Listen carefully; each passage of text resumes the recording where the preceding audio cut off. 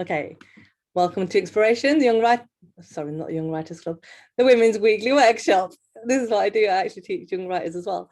Okay, so we are going to share the screen and start the slideshow. Okay, excellent. Okay, can you see the screen? Should say creative writing and you. Can you see it? Yes. Excellent. Okay, right. So creative writing and you, like I said, welcome. So fantastic to have you here. So what I'm going to do is I'm going to share with you the agenda for this morning. So number one is spirituality and creativity. Number two is tools you need to get writing. Number three is letting go of your inner critic. Number four is how to build a daily writing practice. Number five is the importance of a writing group. Number six is time to write with Laura Besley. And number seven, you'll get a chance to ask us any questions. Right. Spirituality and creativity. So before I read the 10 basic principles, I want to address those of you who have already been writing for a while. Here's a testimonial from Elizabeth Gilbert for the book, The Artist's Way by Julia Cameron. So she says, a fascinating and fun 12-week-long program of exercises and explorations to help you loosen up your artistic self. 3 times in the last decade, I've committed to doing the Artist's Way program. And each time I've learned something important and surprising about myself and my work. Without the Artist's Way, there would have been no Eat, Pray, Love. So if, like me, you loved and devoured her book, Eat, Pray, Love, this will resonate deeply with you. So speaking of myself, I once went through this book with my mentor about 3 years ago, and I've just completed the program again last month, and felt my writing improve by leaps and bounds each time. So, sorry, can people mute if they feel that they maybe have some background noise? Thank you so much. Okay, so stick with us, even if you feel you've got past all this. Does that make sense? Even if you feel like, hey, you know, I know what I'm doing, I'm writing every day, I just want to know how to, you know, structure my novel, or I need to know how to get past writer's block or that kind of thing. But basically, if you just stick with us, then you'll see, hopefully, it all... The only one you didn't get a flower. Sorry, is that Marib? Is Marib, can you mute your mic, please? Thank you so much. Okay, so let's start. Right, let's start reading the 10 basic principles. All right. Number 1, creativity is a natural order of life. Life is energy, pure creative energy. Number 2, there is an underlying, indwelling creative force infusing all our life, including ourselves. Number 3, when we open ourselves up to our creativity, we open ourselves up to the creator's creativity within us and our lives. So just quickly, I forgot to mention that obviously, not, you know, you may not be believers, you may not have a faith, but this, when I talk about the creator or God, you can, you know, put in your faith. People might believe in the universe or science or Mother Nature, but if you just put in what you believe, and hopefully if you do believe in destiny and things that are meant to be, then this will resonate with you, if that makes sense. So number 4, we are ourselves creations, and we in turn are meant to continue creativity by being creative ourselves. Number 5, creativity is God's gift to us. Using our creativity is our gift back to God. Number 6, the refusal to be creative is self-will, and it is counter to our true nature. Number 7, when we open ourselves up to exploring our creativity, we open ourselves up to God, good, orderly direction. Number 8, as we open our creative channel to the Creator, many gentle but powerful changes are to be expected. Number 9, it is safe to open ourselves up to greater and greater creativity. Number 10, our creative dreams and yearnings come from a divine source. As we move towards our dreams, we move towards our destiny. Just a second. I'm so sorry, guys. 1 second. Okay. Just going to...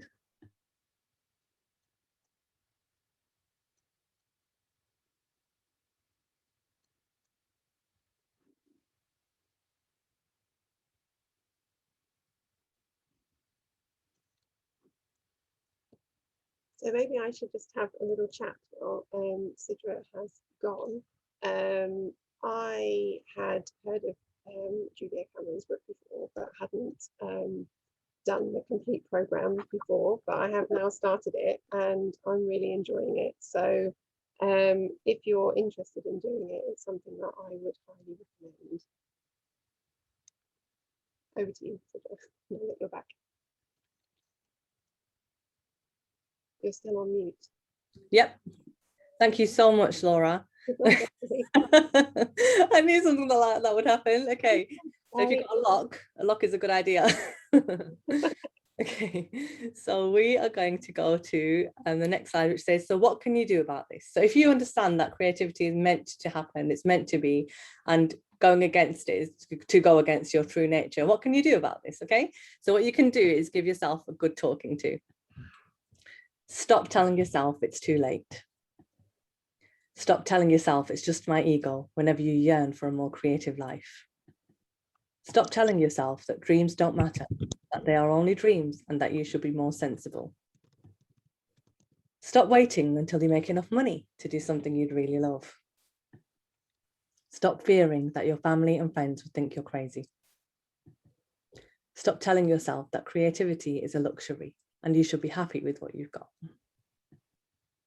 Okay, so I'm going to talk now through the basic tools that you'll need to write. So the two basic tools that are, I mean, amazing, they've been amazing for myself, have been the morning pages and the artist state. And this is what Julia Cameron goes through in her book as well. So the morning pages are when you let go of your inner critic, you stop the voice inside yourself that won't let you move forward. So basically what this means, so the morning pages are, it's almost a ritual that you bring into your morning routine.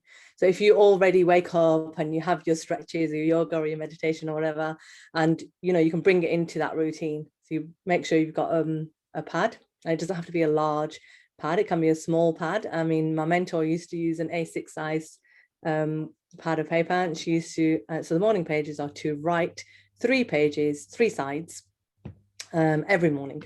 And really, I mean, some people call it a mind dump because it's literally writing whatever's on your mind without worrying about what you're writing. So this is kind of a means to an end. It's not the output that you're going to find monumental, it's actually the process. So the process of writing something, whatever's on your mind, without stopping yourself. So what I say is that the left-hand side of your brain is your logical side, okay? And that is, you know, that's where you'll hear that voice of the inner critic. So what will happen is that you may have had somebody in the past who's told you that you can't write. It may be, you know, it may be yourself. You think, oh, you know, handwriting's not good enough, or your spelling and grammar's not good enough, or you don't have anything worthy to write, or basically it's going to be a voice telling you that you can't do it. So what you have to do is quieten that voice and practice writing anyway. What you'll find is that you're overriding the voice and you're writing in the morning. Like I said, bring it into your routine. You're going to write 3 sides. You're not going to care what you've written. And what you'll find is that it's actually really therapeutic to write down your thoughts. And I actually know there's quite a well-known mentor on Facebook who's very successful, and he actually uses this tool to unlock baggage, like emotional baggage. So what you'll find is that it's therapy to write things down without second guessing yourself.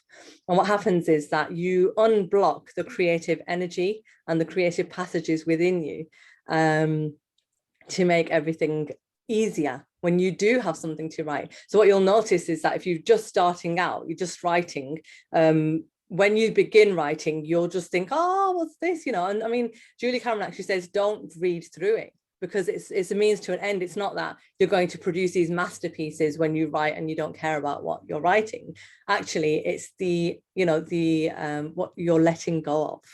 You're letting go of when you're writing, that is really, really precious, really important. And I've actually taught this, like I said, just finished it in February.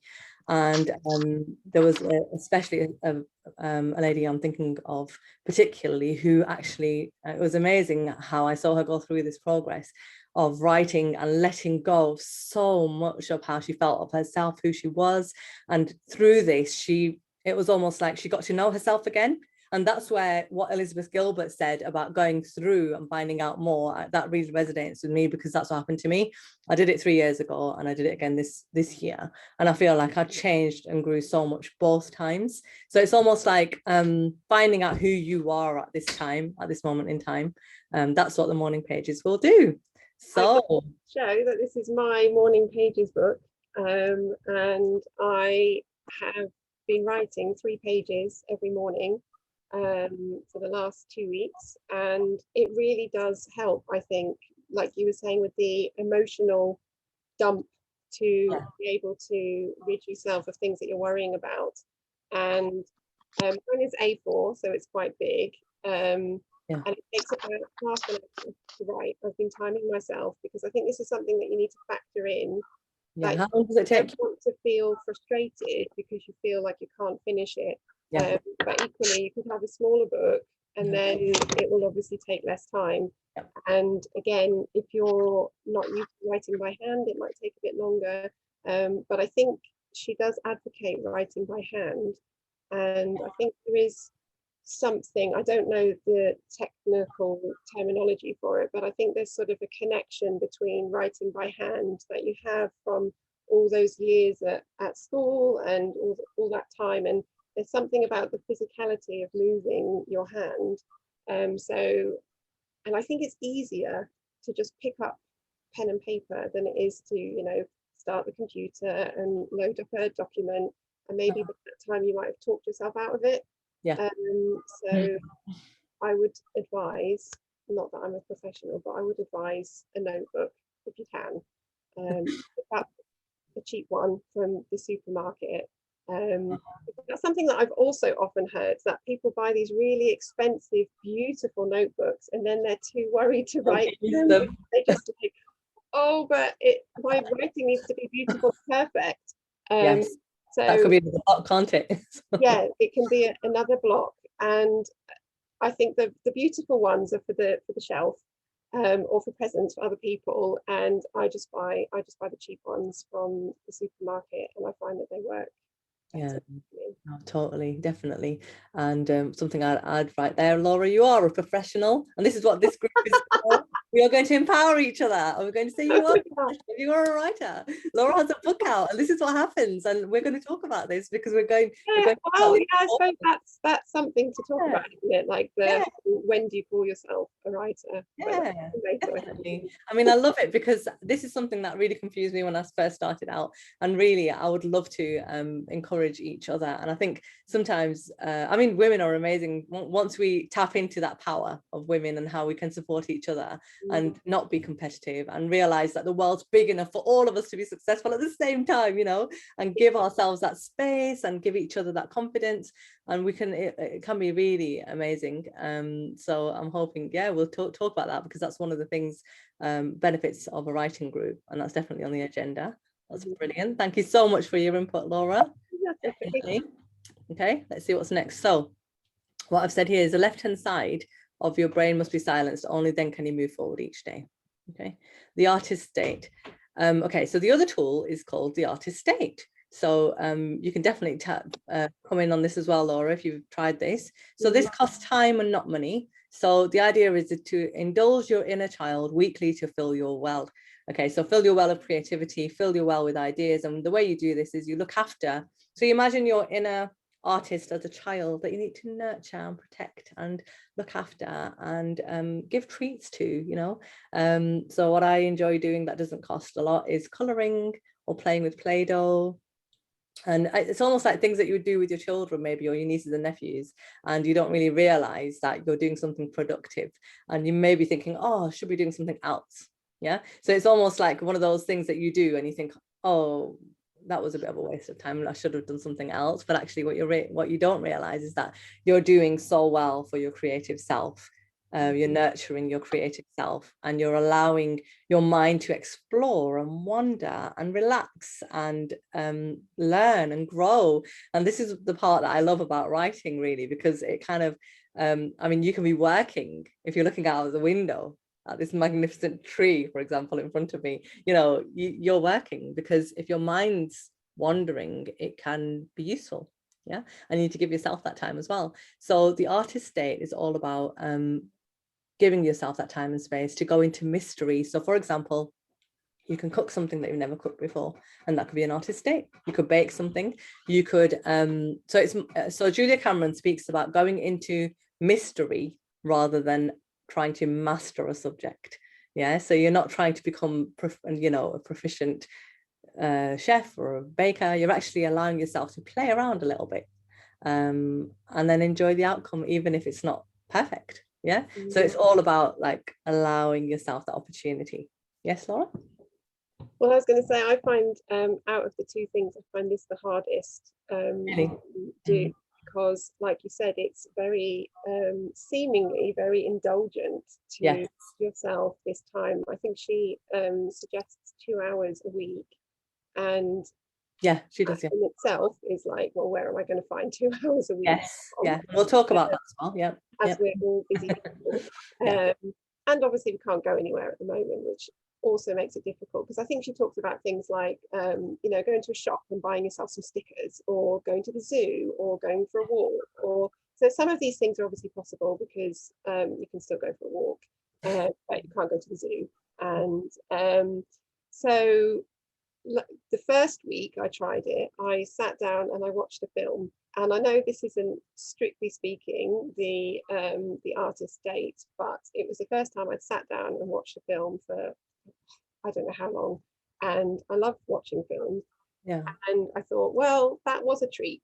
And it was a way for my brain to completely switch off. Because I think that's the key. Yeah, that's the key. Yeah, one of the things about being a writer is I think that your brain is often on, because you're, like you were saying, about looking out of the window and looking at the tree, and you think about how the light falls and how the blossom looks. And I think that the constant being on can be very tiring.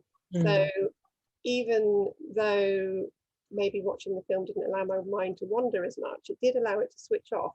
And I have to say that the following morning I woke up and I was more invigorated than normal. So I think it did play a part. Yeah. So you'll know yourself what would work, isn't it? You can tell, like you said, it builds you well. Yeah. I'm not very good at baking. I probably just get very frustrated. Yeah, so it's totally individual. You definitely don't want to come out feeling frustrated or feeling as though you haven't done a good job. Find something that you enjoy doing. So for some people that's like a walk out in the woods, or other people it's going, I don't know, going for dinner by yourself, or going to a cafe. Yes, I guess exactly. these things are a bit tricky at the moment. So yeah, I mean, these days you can, maybe even get yourself a takeaway cup of coffee and sit on a picnic bench somewhere.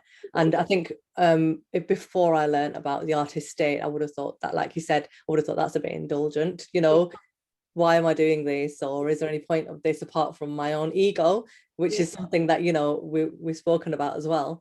And it's amazing to feel that actually no, you're nurturing your inner child, your inner artist, and it's okay to do that. And actually it's important to do that if you want to be a writer and you want to get somewhere. And it's almost like you're giving yourself permission then to do these beautiful things for yourself that don't have to cost a lot of money. And we actually go through that. I mean, there's a chapter in the book where Julia Cameron speaks about how sometimes we kind of deprive ourselves of these little treats. For example, you won't go for the raspberries every week because that's like £2 extra on your shopping, where you could do without. But actually, she said, that £2 is going to kind of nurture you for the next 5 days, because you're going to sprinkle a few onto your cereal in the morning, and it's going to make you feel happier. And it's just things like that. You think, oh gosh, yeah, it's only £2. It wouldn't make me feel happy for 5 days. That's so interesting. Like, you never think of it like that, because you don't allow yourself almost to have that indulgence, which is so beautiful about this book, because it kind of brings everything together.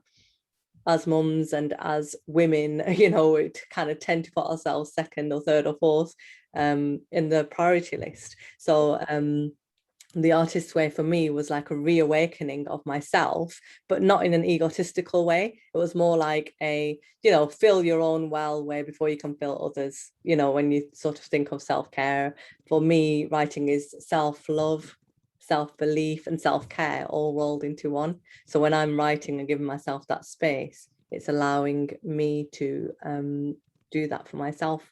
Righty-ho, let's move on. Okay, so here is a 4-step process to building your writing routine, including time management.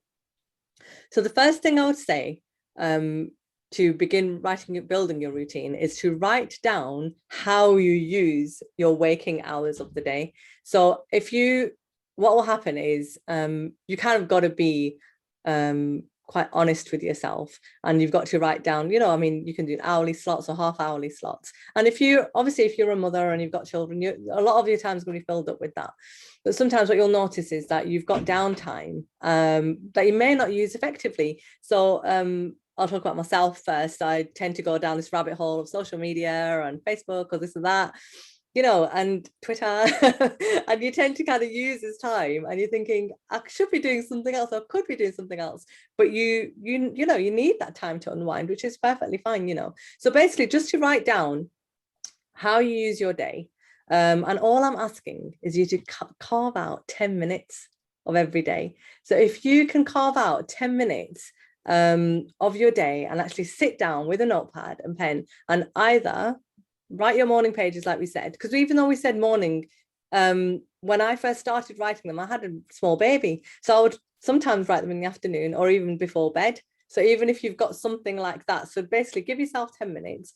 I would say when you get on to a regular practice of your morning pages, this 10 minutes would be amazing to actually get on with writing something in particular, rather than, like I said, the morning pages are more like an unblocking. And this something in particular is a bit different. Like, say, for example, if you respond to a prompt, or if you write something else that's calling you, that might make more sense for you at that time. Okay, so 10 minutes a day. And what you do, so number 2 is you try to find yourself a little corner of the house, a nook or cranny that you can call your own. And what I've noticed is that when I first did this 3 years ago, I didn't have my own room. I didn't have a space that I could call my own, you know, like a study or anything. So what I did was I kind of like sorted out a little place on my bookshelf, you know, a little corner, a shelf, or you could even use a windowsill or something like that. So it doesn't have to be a massive space, but something that you kind of, somewhere that you maybe put a candle down, a vase with a few flowers. You could put your favorite books in there and your notepad and pen. Yeah, so just an area that you go to, and comfy chair would be good. An area that you go to when you're feeling creative, or when you've got that 10 minutes to spare, and something that you feel that is an area, space that you can do something with when you're feeling that way. Okay, so that's number 2. Yeah, Laura? I still don't have my own space. I don't have an office. I'm currently in the office, but this is obviously where my husband works normally. Yeah. And today, because it's Sunday, yeah. So my space is in the kitchen. Yeah.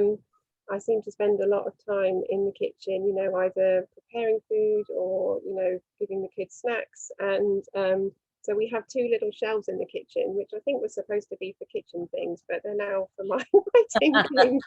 I think they're supposed to be. So I've got a mug on there with like some pens and pencils in it. I've got some post-it notes and my little notepads. Yeah.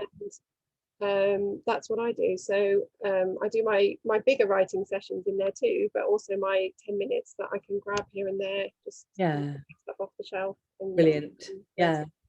And what I find is that I kind of like rotate a little bit. So sometimes I'll feel like the dining table is where I want to sit and work. And other times I'll feel like actually I need a quiet place. Or I would even sit in the living room while everyone's around, and just kind of, because I want to be present for them as well. Because you might feel that, isn't it, Laura? There's a little bit of guilt there, isn't there? Yeah. So you want to be present for your people, your dependents, if you have little children.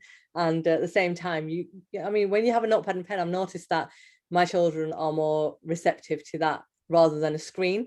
So if I've got a notepad and pen, what they'll tend to do is pick up a notepad and pen and sit next to me and do a similar thing, which is actually really helpful, isn't it? And for them, it's brilliant. What I've noticed when I've got my screen out in front of them, then they copy me, where's my device and what can I use? So yeah, that's an interesting one for the younger ones, especially because they tend to imitate. But yeah, just move it around a little bit as well. And whatever, I think the main takeaway from this is find a place with a notepad and pen nearby, that feels like your own.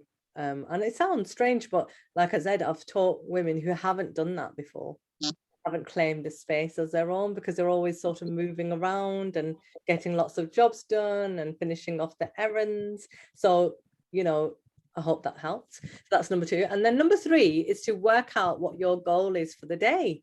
So if you think of other writers who do well, say for example Stephen King, he's got a goal of writing 1,000 words a day, and he's really funny. I mean, he's written a book called On Writing, which is fantastic, and I really recommend if you haven't read it before.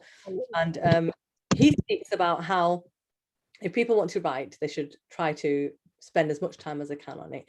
And for himself, he wrote 1,000 words, and obviously he's a prolific writer. He's written so many books in his life, and he actually said he wonders what people do who have written books and only write one. He wonders what they do with the time. You know, it's quite funny the way he's, you know, his take on it. But anyway, yeah, so he does that. And then there are other authors who have done really well, who would kind of set themselves 500 words a day. And then I mean, Laura writes flash fiction, so she would do amazingly well writing, you know, 100 words a day, and then just kind of like going back to that same 100 words and probably, you know, editing and crafting it and making it sound like what she wants. Yeah, for me, I don't set a word limit because, like you said, because my work is so short, the word limit doesn't work for me. So quite often I will try a time limit rather than a word limit. And I had this conversation with somebody on Twitter the other day, and I think it's a nice habit to get into, whether you choose either the word limit or the time limit, because I think it gives you a sense of achievement. And I think it's a goal, and I think if you choose something manageable for you, it's nice to fulfill the goal. I think if you're just starting out, 1,000 words a day is a lot. Yes, definitely. It can take you a couple of hours to write 1,000 words a day, depending on how strict you are with yourself about how well you want the words to flow. Yeah, totally. Obviously, it's different for Stephen King because he writes full time. Yeah. But I have heard people who do that, who've got full-time jobs and say, right, well, I come home, I eat, and then I go and do my 1,000 words a day. But I think you have to make quite a lot of sacrifices to be able to do that. I mean, that is a very massive goal, isn't it, really? It's better to start small. And I mean, if there are 365 days in the year and you only write 100 words a day, then you've still got, you know, your 3,000 words that you've written over the course of the year. So it just depends, I think, on what you'd like to achieve. But I would say choose something manageable, because there's nothing worse than doing it for 3 days and then deciding that you can't do it anymore, and then that causes yet another block, another hurdle. Definitely. What I would say is also write yourself a little list, so a little checklist where you can tick it off. And I think you can do that on your iPhone, isn't it, with notes? I love that. I like that. I love lists. And you just literally go, okay, Monday is done. And even if you give yourself that tick, it gives you, you know, you'll release some endorphins.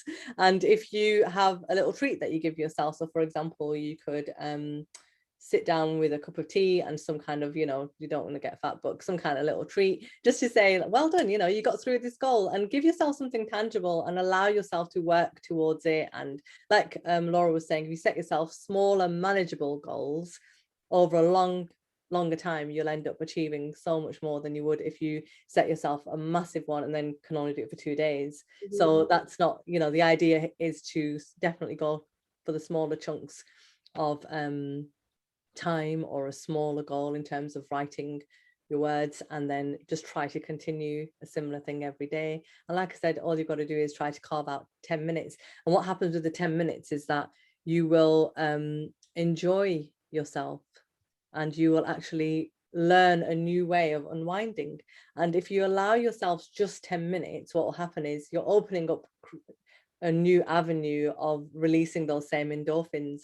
And hopefully, if you feel that writing is your thing, just allowing yourself that time will change the way you think about writing. So like I said, if you're not looking at achieving a particular goal and you're just giving yourself a time limit or a word limit or something like that, the fact that you got it done deserves you know, a tick on the checklist or a little treat.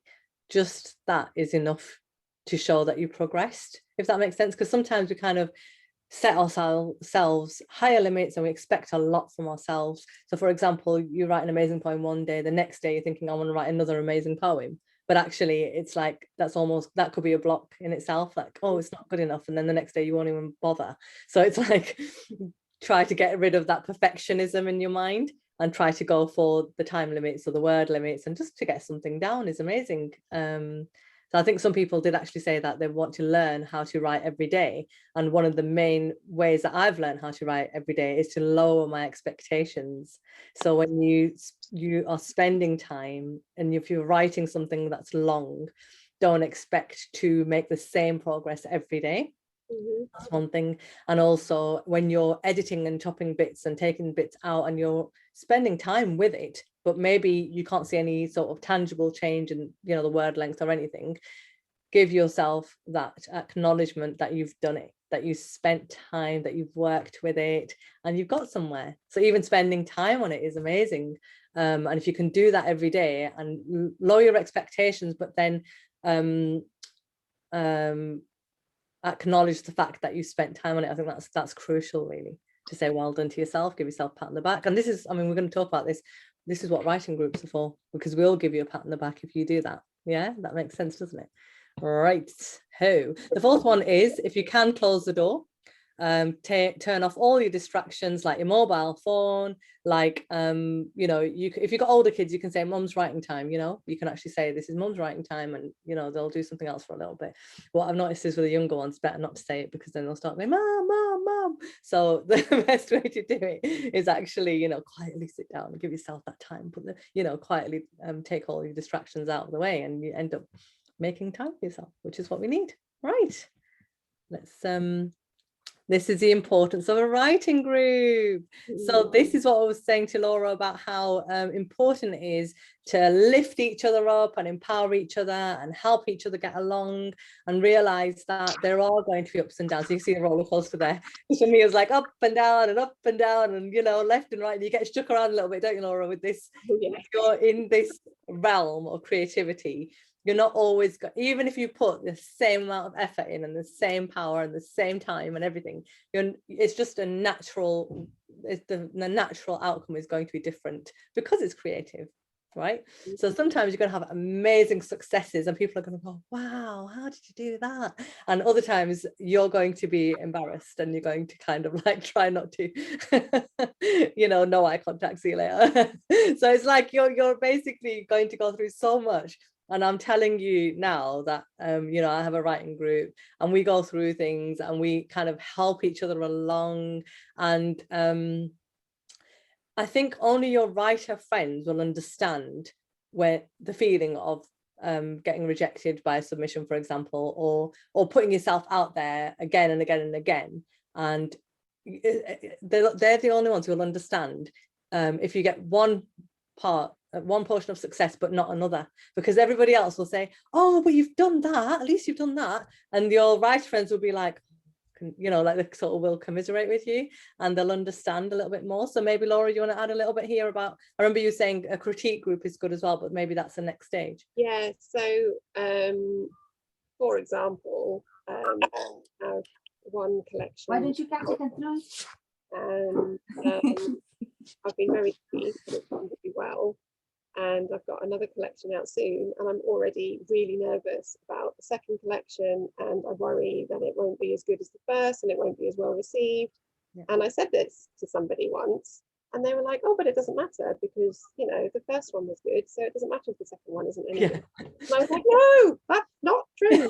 And you know, if you take a step back from yourself and you look at yourself differently from an outsider's point of view who doesn't write, you can see the logic, but that is not how you feel as the writer. As the writer, you want every piece of work and every collection of work that you put out there to be equally good or better than the last thing that you put out there. And in itself, that's almost impossible. You know, there are no doubt best-selling authors who have ups and downs, and you know, maybe their fourth book wasn't as good as their third, and sometimes there's just no logic to it, but I think you are obviously trying to continue your journey and improve. And I think that's, you know, that's a little bit of pressure that you put on yourself. And as long as you can manage that pressure, I think you can actually thrive under it, but you have to be able to manage it, and you have to have people that you can talk to and say, oh, this was really disappointing, or I've been rejected 10 times in the last 10 days, and, you know, or when your book is out on submission and, you know, you're really, really nervous because you don't know whether you're going to get a deal or not. It's, you know, these are all big things. And like Sidra was saying, I think it's only your writer friends that will really, really understand it. Like with a lot of jobs, you know, there's different pressures that an outsider can't truly understand. And for writing, I think it's exactly the same. Yeah, definitely. Right, let's go on to the next tunnel. Have we seen? Okay. Right, time to write with Laura. So this is the time where I hand it over to Laura, and I'm going to stop sharing my screen for the moment, and I'm going to allow Laura to share hers. Yeah.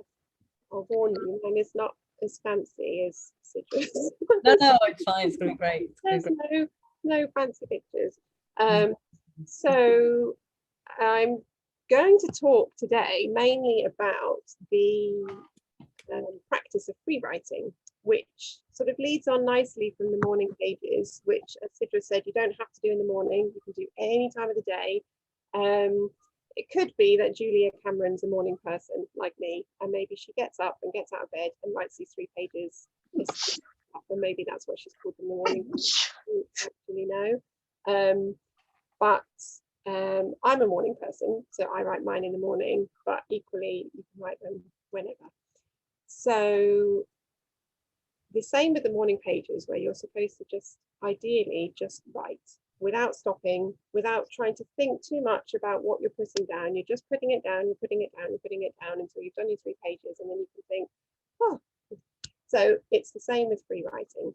So free writing is something that is good for turning off the side of your brain that goes, you can't do it, it's not good enough. Ooh, you know, the picky side of your brain, which you need later. So you need this picky side of your brain because you need that to help you edit it and critique other people's work. But what you don't want is it wading its way in when you're trying to write a first draft.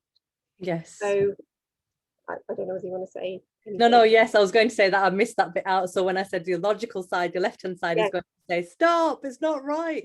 You will need that logical side after. But like you said, for the moment where you're allowing it all out and you want to unblock and you want those creative passages to flow, that's when you're silencing it. So thank you for clarifying that. That's okay. So yeah, so you need both sides. You need the creative side that's just going to let it all out, and you need the side that's going to go through every word, but you don't want them working ideally at the same time. I think it takes sort of, there might be some people that can do that, but predominantly that's not usually how it works. Mm-hmm. So I'm going to try and share what I have with you.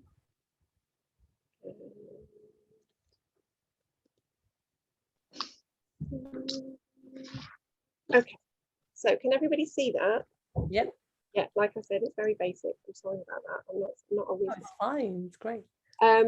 So we're going to talk about the benefits of free writing and what you can and can't do to help yourself, and then we're going to have a little go at it ourselves, and then maybe have a little chat about how we feel it went, and then it will probably be time to go on to the question and answer section of the session. Yep. So the benefits of free writing is it's writing. So if all you have in your day is for 10 minutes and you don't have anything in particular that you want to write about, you're not working on a bigger project, then just use it as a free writing session and just think, right, okay, well, I've done 10 minutes and it's done, and that's good. But hopefully over time, you will become more comfortable with writing. So if you are someone who has not written for a long time, maybe not even since school, or for whatever reason you've had a break from writing, it will hopefully just get you more comfortable with writing again. Again, I'm a massive advocate of paper and pen, but I do understand that lots of people like iPads and computers and laptops and things. But I just think for ease, you know, like I was saying, I have a notepad in the kitchen. It's just easier just to grab it if you've got your 10 minutes. Yeah. But again, if that's not for you, then you don't have to do it that way. You can obviously do it on a device. And hopefully also over time, it will improve your concentration. Writing can take up quite a lot of your brain power, and it can be very difficult to learn to switch off that critical voice for any length of time. So it's good to start off in small sections. So even if you have an hour, don't give yourself an hour to free write. That's just a huge amount of time. So just start with 10 minutes, and if you want to build it up, great. But start with a small amount of time. 10 minutes, I think, is a good time to start with, and just try and, you know, not listen to the other side of your brain for 10 minutes. And then over time, hopefully it will improve your concentration and you'll be able to write for longer periods of time without worrying about what it is you're writing necessarily. You can also use it a bit like the morning pages or like a journal or a diary. If you keep any of those things, it can be a way to work through your feelings or your problems on paper. I quite often write about projects for me that are not working, and I quite often come to the solution, but I'm writing about it. Other people find walking very helpful for working through problems, and that sometimes works for me too, but it's not always possible for me to just go off and have a walk because I have 2 young children in the house, and it's not always possible. But I do hear that from a lot of people, that movement is very good. It's about the connection between the body and the mind, and again, that's what I feel like, the connection with the pen and the paper and your mind. So for example, if I'm stuck with a piece of writing, I might say, it's nearly there, but I can't understand why I can't get this bit to work and I can't get that bit to work. And sometimes as you're sort of thinking about it and writing about it, it can actually help you to solve your problems. And again, with some feelings, a bit like with the morning pages, sometimes you can think, you know, that you're very frustrated about something, or maybe you're worried about a job interview, because I mean, I know a lot of people will have day jobs as well, or maybe there's an issue that you're having with the kids that you're a bit concerned about. So again, use it for whatever reason. You know, it doesn't have to be a creative writing piece. It can be anything, but just to sort of focus on a free write. And don't forget that you can have fun with it. It can be anything. You can write about anything. You can write about ducks dressed up in Spider-Man costumes or whatever. You know, it doesn't have to be serious. It's just about getting back into the habit of writing and allowing yourself that time, and allowing yourself to practice. So I think it's a misconception. Sorry, I wasn't quite ready to move on. It's a misconception that writing is easy. Writing is like any other creative art. It's like learning to play the piano, or it's like learning to draw, or it's like learning to sing. You don't just get out of bed one day and say, right, oh, well, today I'm going to be a concert pianist. So you have years and years and years and years and years of practice. And, you know, it's the same with writing. You may not need as many years as you would to become a concert pianist, but you do need to practice. And I think Stephen King actually talks about the 10,000 hours you need to put in before or you can be of a certain level. Now, 10,000 hours sounds like an awful lot, and obviously it's not going to be the same for everybody because it depends at what angle or stage that you're coming at it. But the point is the same, that you have to practice. And honestly, the more you write and the more you practice, to a degree, the easier it will become. It will still be an up and down curve. That will never change, I don't think, but certain aspects of it will become easy. So now we're going to talk about the practicalities of free writing. So when you are free writing, set an alarm. So this will stop you clock watching, because that's a distraction that you can do without. So if you do it on your phone, try and turn your internet off, because you don't want that distraction too. You don't want your phone beeping all the time. I have young kids, so I have to have my phone on in case the school calls, but I turn the internet off. And then that way you don't get all your notifications. And you set your alarm for 10 minutes and then you're done. And you don't have to think about it. You just write until, till the alarm goes off. And then if the alarm goes off and you want to continue, then fine. And if you think, right, that was enough and you want to stop, that's also fine. Also, do keep the pen moving. So try, if you can, not to sort of look up and have a think and then get distracted about what you need to do for dinner. Just keep going. And if you want to set yourself a line or a word that you just keep writing on repeat until you can think of something else to write, then do that by all means if that works for you. But try and just keep going. And again, don't worry about where it goes, which subject you're touching on or anything. Just keep going. And also, sorry. This, I was just going to add that it's very similar to the writing in morning pages, isn't it? yes. So what they say about morning pages is that if a thought comes into your mind, write the thought down, like you said, to keep the pen moving. Yes. So even if you end up writing a to-do list because you're thinking, oh, I must remember that I need to get set up this morning, and literally write that down, because that's part of the process. Yes. Don't think that you're spoiling it, because you're actually, like Laura's saying, the fact is that you're getting somewhere because you're not stopping the writing. So yeah. And also, if you do have that thought of, oh God, I mustn't forget to do this, that's just going to bother you until it's just going to distract you. So you might as well write it down, and then when you finish, you can just write, oh yeah, I need to go and do that, and then you can move on. Whereas I think otherwise you can't move on because you're just too worried about the fact that you might forget it again. So that's a good point.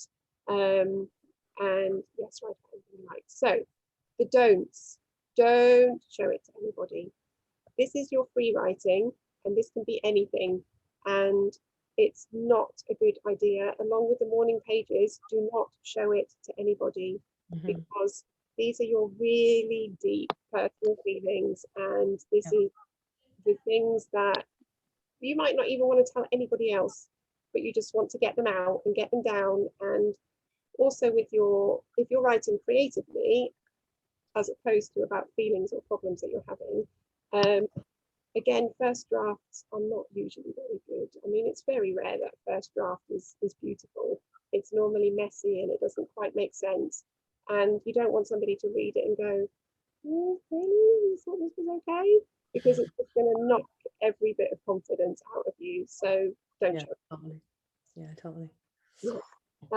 Don't have any expectations. So like Sidra was saying, some days it will go well, other days it won't. You can't write a beautiful, wonderful, amazing poem every single day. That's just not how it works. And that is not what this process is for either. This process is just to tap into an idea that you can maybe use again later, or that will lead to something else later. And also don't reread it until you're ready. My morning pages, I never reread them. They're just out and they're done. The free writes sometimes I do, because sometimes I take ideas from them to use for drafts for stories, but wait until you're ready. And that's why I put underneath, reflection on your free writing is optional. So you can reflect on it and think, oh, I quite like this, and oh, it was easy, or oh, it was difficult today. But again, this is something that you can choose to do. Maybe don't do it straight away. See how you feel. It's something that can be useful because, like I said, especially if you're using it to do creative writing, I might write just a quick one line like, oh, liked this idea, or oh, nice first draft, or didn't quite work today. But again, this is something that you can try or not try. It's totally optional. Okay, so now let's try a free write. I have written for you some theme suggestions, but again, this is only if you're completely stuck and you have no idea. Otherwise, just write whatever you fancy. Sidra, do you want to go for 10 minutes or do you think that's too long? I think we've got, I think, what time are we on right now? We're kind of, 10. it's 10:30 already. Yeah, so I think, I mean, how are you doing time-wise, ladies? Are you happy to stay for a bit longer? Yeah, happy to stay. If obviously if you have to leave, no problem, because what we're going to do is we're going to record the session, so you will definitely get this in your inbox anyway. And since it's the first session, we don't really want to cut it down. We want to make sure that we're going to give you everything that we can in this session, and like I said, it's recorded, so hopefully everyone will benefit, people who've registered. So shall we go for 5 minutes, Laura? Yeah, And then what we'll do is obviously in preceding sessions, if you do end up signing for the full thing, then we can go for the 10 minutes. Yeah, so should we do that? I'll set an alarm then. So like I said, these are optional things. So there's spring, trees, sky, clouds, anything to do with spring. Food, I've just written a few suggestions, but obviously it could be any food. Drink or books, because presumably we all like reading. So that's, you know, these are all sort of safe, tangible things. But again, whatever you like. So I'm setting the timer, so 5 minutes, and I hope you have fun with it.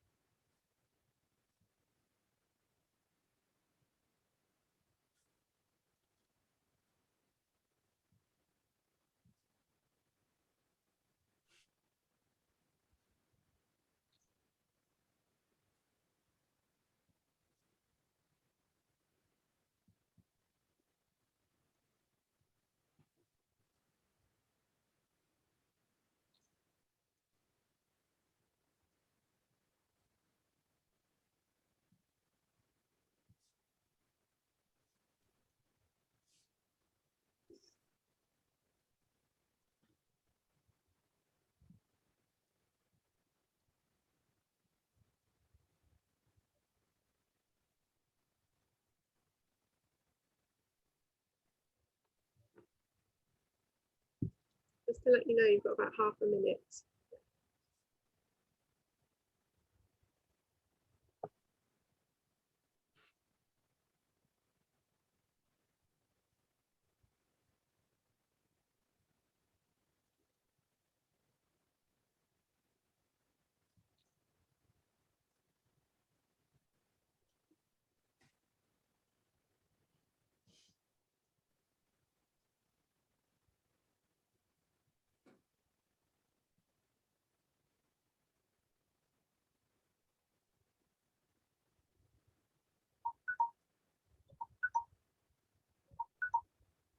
Okay, and that was the alarm. So if you could finish writing the sentence at the bottom, and slowly come back.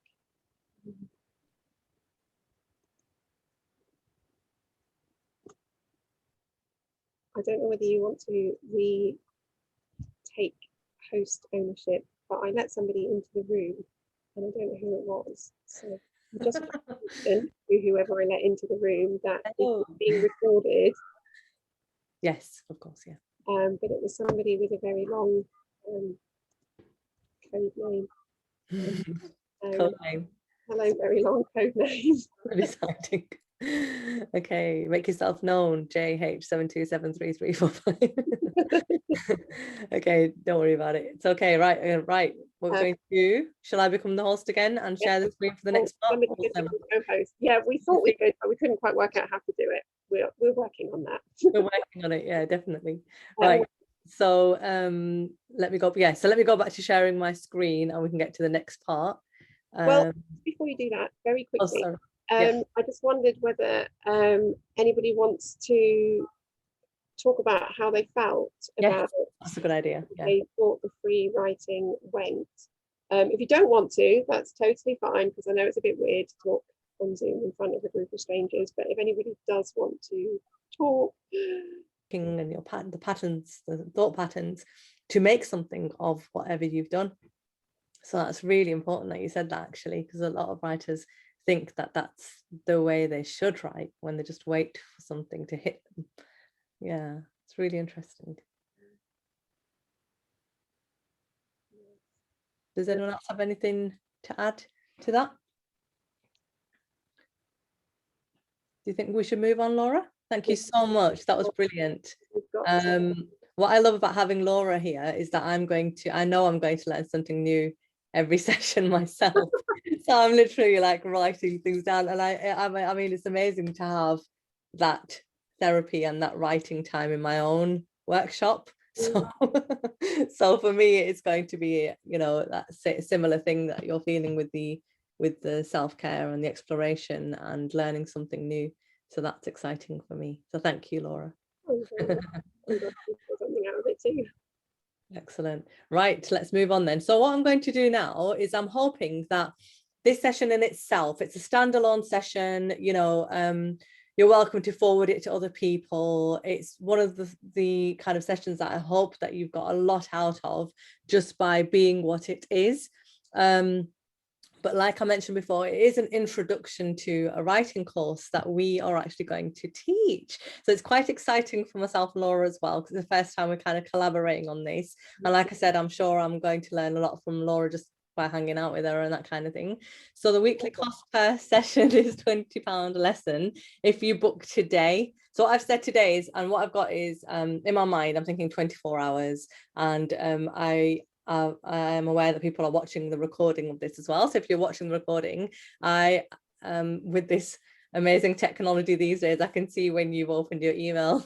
So you'll have 24 hours from when you watch the session to get the £20 rate per lesson. And then I want to say that there are concessions available, because I remember there was a time when I wanted to write and I just couldn't afford it, and it wasn't a priority, and it was one of those things that I had to think of other people in my household, and I would have really appreciated someone saying whatever you can afford. You know what I mean? So if you're one of those people, just get in touch and you can definitely be on board, and I'll be so happy to have you, and I'm sure Laura would as well. Yeah, definitely. Yeah, we just want, I mean, we just want your company. And honestly, just hearing you speak about how it's changed the way you're thinking of writing, how it's inspired you, that is what inspiration is all about. It's all about inspiring you to become something that you might not have been able to, you know, achieve on your own, and giving you those little, you know, bursts of inspiration to make something of yourself and your dream and your thoughts. And like you said, if you're not a writer, or you're not someone who thinks of yourself as a writer, but you could actually do with, you know, writing more in your life, then this course is for you. So I really, really want to stress that it's not about the money. Please get in touch if you need some help in that regard. So guys, that's that. There are limited spaces, because what I want to do is, I mean, there are about 50 people who actually signed up for this, so we'll see how many people end up watching it. What I want to say is, obviously, if we end up with a smaller, more intimate class, we'll probably get more out of it. So in that way, I'm not going to keep adding more and more people. So if you do want to, you know, do this, please get in touch as soon as you can. I know some of you have signed up already, so that's great. The other thing is, the other thing's gone out of my mind, so I'll talk about that in a minute if I remember. So that's it. Yeah, brilliant. We'd love to have you, basically. So that's that. And then if you've got any questions, this is just like a little sort of page to show you who we are. So our little bios here. So you can read that for yourself. And we are both teachers, and we have both actually written books, and Laura's written more than one book, and she's actually got them on Amazon. So what I'm going to do is actually share the links for the books, and you can probably see my screen right now, can't you? Oh yeah, look, I forgot to write this bit, tell you this bit. So you need, this course is for you if you need inspiration and motivation to start writing, you want to get to that tantalizing finish line, you need help with your writing flow, you need to deal with your inner critic, you need help creating a writing routine so that you can begin to write every day, you need help generating ideas, you need help deciding the structure of your piece, whether it's a short story, novel, or non-fictional writing, because we've got experience in all of these kind of. Well, I've got work in progress for the novel, so yeah. You need direction and tips for editing your work. You need to learn how to deal with your inner critic. You need some tips on managing your time to fit writing into your routine.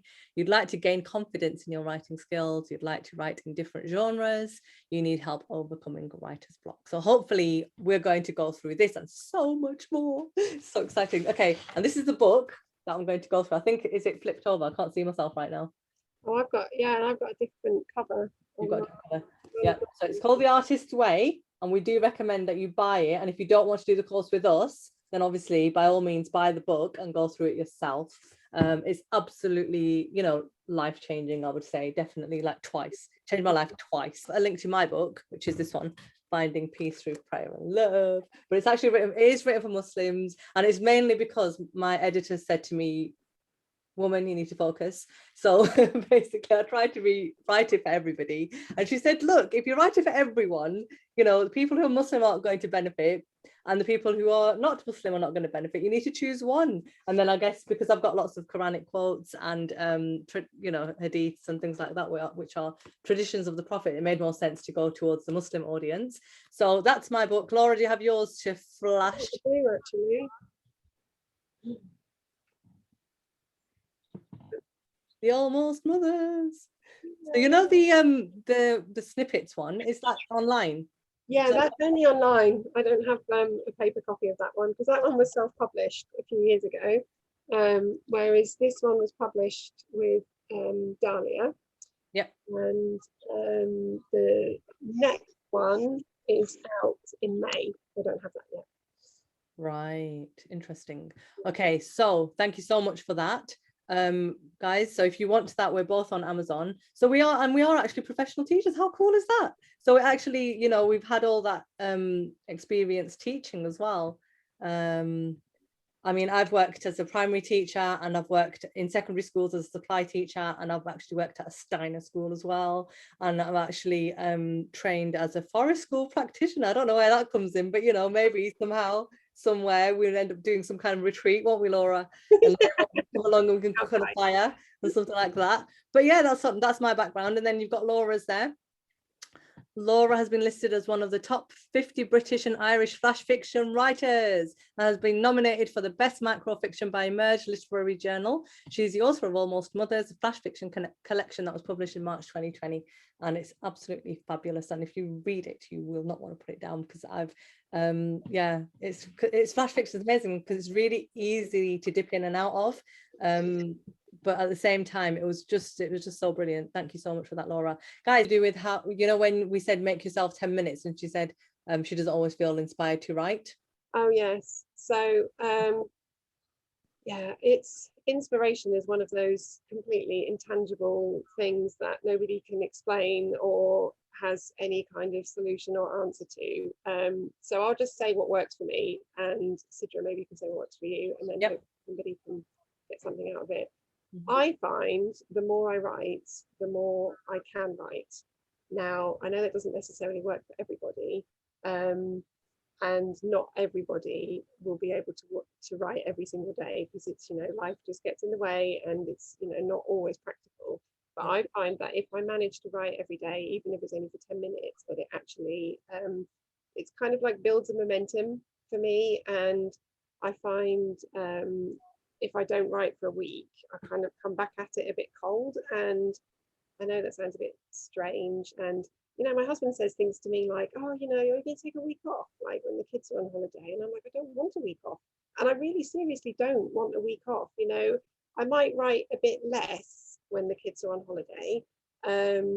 And I might try and do a few things differently. So, you know, I write a lot of book reviews as well, and do various like, other things. And I might sort of leave those by the wayside for a little bit, while, you know, to take a holiday. But from actual writing, I don't feel like it's a holiday if I don't write. I actually get quite, I don't like it at all. So yeah, but that's just me. Yeah. So what I would add to that is that what we were talking about when we said have a notebook and pen ready wherever you are, or, you know, whichever room you're in, that would really help with the inspiration thing. So what I've noticed is that when you're doing a mindless activity like having a shower, or you know, when it's really inconvenient to write your idea down, that's most likely the place where it's going to strike. So therefore try to write it down straight away. And what you'll notice is that you'll get ideas when you're not thinking about the writing. So for example, if you're ironing, if you're washing up, if you're driving or going for a walk or something like that. So it all goes back to having something close by. And I do use my notes app. I don't like writing on my phone, but I use my notes app a lot and my voice recorder a lot, because it's mainly, because it's handy. It's just where I, you know, what I can grab when the idea hits. And what you'll notice is that you'll start collecting a bank of ideas, so that when you do have time to sit down and write, you're not starting on a completely blank page with a blank mind. You can go back and scroll through and say, what was it that inspired me? Yeah. So what will happen is you might hear a conversation or some dialogue that you just spoke to someone on the phone, and then you start ironing, for example, and then something that they've said to you strikes you as really interesting. And what will happen is that dialogue will stay with you until, it will stay with you only if you write it down. Because obviously you've probably noticed this, but your thoughts, you have so many thoughts in the day, isn't it? You have like hundreds of them going through your mind, and you're going to lose those thoughts. You're going to lose that thinking and that feeling unless you write it down. So really we're writers, but we're more like we are observers, aren't we? And we're kind of we're note takers. And we're the ones who, when something goes through our minds, we write it down, whereas someone else might have that thought and just forget about it. So that's what I would say. When it comes to inspiration, it's not always going to hit you at the time that you need it. So try to just capture it when you can. Because what happens is, I don't know if this happened to you, Laura, but what happens is you sort of say to yourself, oh yeah, I'll remember that. That's a really good idea. So I'll remember it, because it's going to be, because it's so, for you in that moment, is so profound. But what happens is when you sit down later, you'll be like, but it's gone. That idea that you had that was so, in that moment, amazing, it completely, you lose it. So I say that to the little ones that I teach as well. I say, as soon as something hits you, write it down, because otherwise you're going to lose it. And we've had amazing, I've had, the kids have amazed me with their inspiration and things like that. So yeah, that's my little take on that. Has anyone got any more questions for us? Are we okay? We kind of covered everything that you need. That's amazing. Thank you so much. So yeah, so what it is, just quickly to go over the Artist Way, it's actually written as a 12-week program. So it's written to teach, or it's written to go through yourself. So like I said, if you don't want to go through it with us, I would definitely recommend to buy it, but I would love to see you guys again. You ladies, I should say. Right, okay, so where are we? Yes, so we're on the last slide. Winners are not people who never fail, but people who never quit.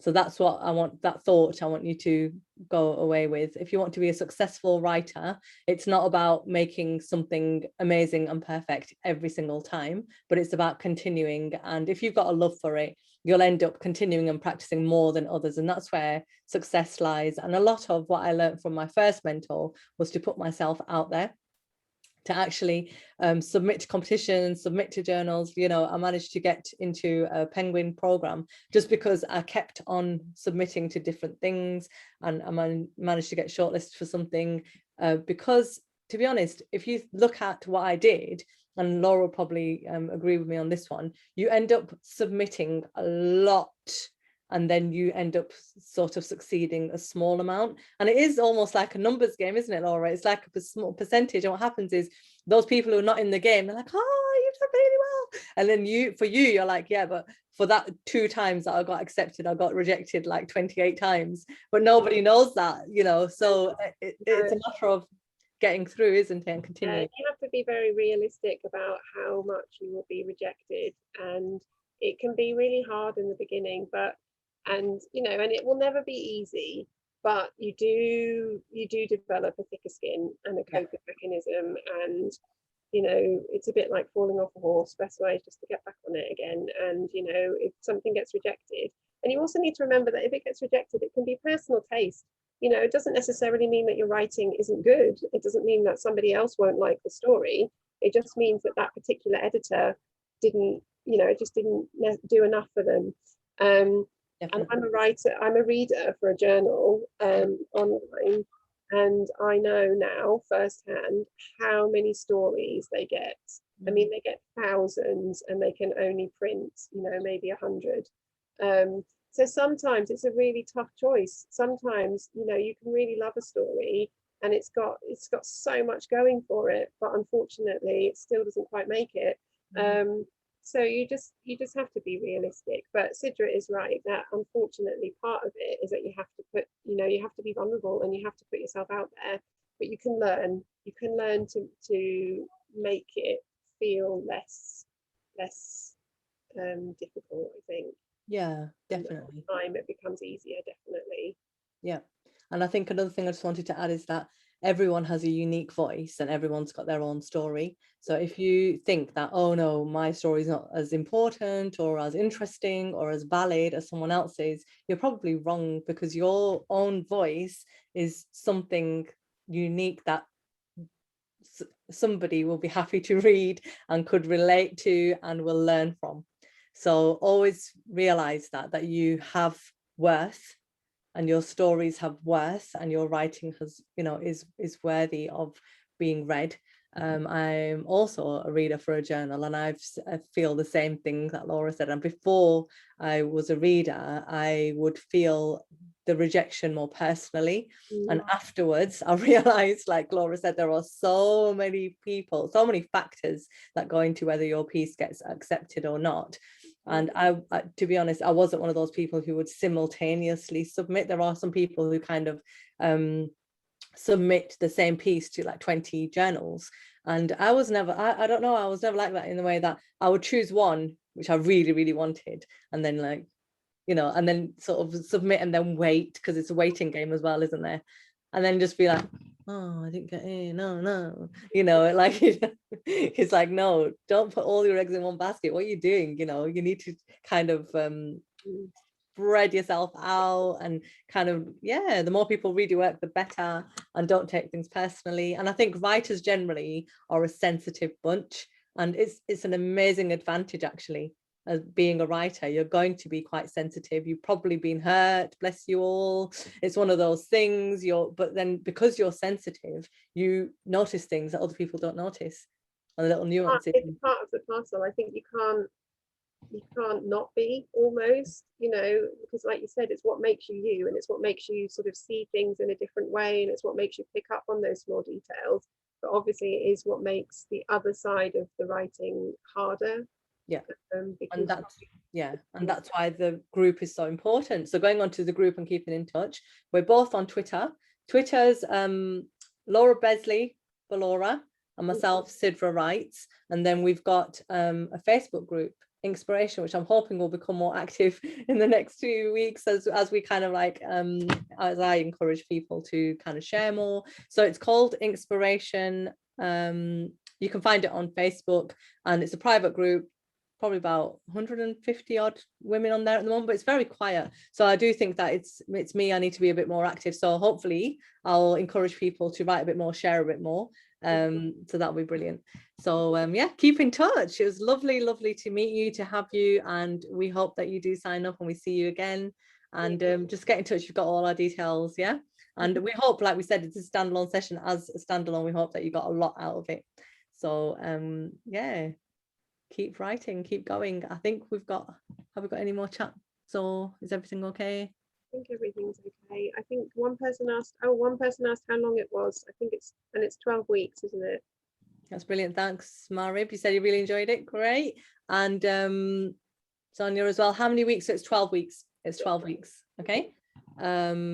And I mean, money wise, like I said, you know, it's whatever you can afford. And I think just as a reminder that we do tend to, because this is what I found last time I ran it, we do tend to prioritize our children's education, our children's learning a lot more than our own.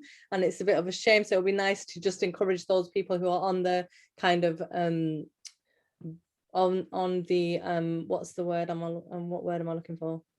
On the people who are on the wall, women who are on the wall, and you're wondering whether to just make that plunge and go forward, on the brink, that was it, that's the word. Yeah, so if you're thinking of doing it and you're not sure, then I would just encourage you to invest in yourself. Yeah, you're worth it, you know, give yourself that self-belief, self-love and time.